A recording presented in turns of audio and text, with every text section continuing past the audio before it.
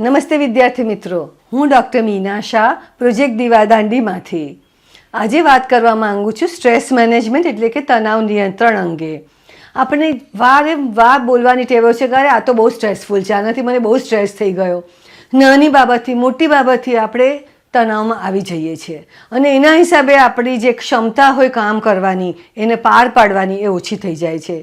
તો જીવનમાં ચેલેન્જીસ તો આવતી રહેશે, નાની આવશે મોટી આવશે, પણ ચેલેન્જ આવે છે તેને આપણે ચેલેન્જ તરીકે લઈએ છીએ તો તેને પાર પાડવા માટે આપણે એક્ટિવ થઈશું. અને જો તણાવ તરીકે લઈએ છીએ તો એનાથી આપણે ગભરાઈ જઈશું, કંટાળી જઈશું અને છોડી દઈશું. તો મિત્રો, તણાવ આવશે પણ એને મેનેજ કેવી રીતે કરવું, તો થોડી ઘણી પ્રેક્ટિસીસ ચાલુ કરો. તો સૌથી પહેલી વાત છે કે પોઝિટિવ થિંકિંગ. કંઈ પણ બી ના બને, તેનામાં કંઈક વસ્તુ સારી હશે, કંઈક વસ્તુ ખરાબ હશે.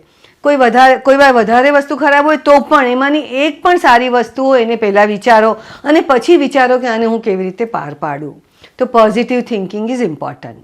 એના પછી વાત આવે છે કે આપણે ટાઈમ મેનેજમેન્ટ, આપણે સમયને પણ સમજીને કામ કરીએ. નહીં તો છેલ્લી મિનિટ સુધી આપણે દોડ્યા કરીએ અને કામ ન થાય, પછી વધારે ટેન્શનમાં આવી જઈએ. તો જે કામ આપણી પાસે હોય તેના માટે ટાઈમ મેનેજ કરો, પ્લાનિંગ કરો, થોડી જાણકારી લઈ લો અને તેને તમે સારી રીતે પાર પાડી શકશો. પછી વાત આવે છે કે આપણા શરીર અને મનને બંનેને પણ થોડો આરામ જોઈએ છે.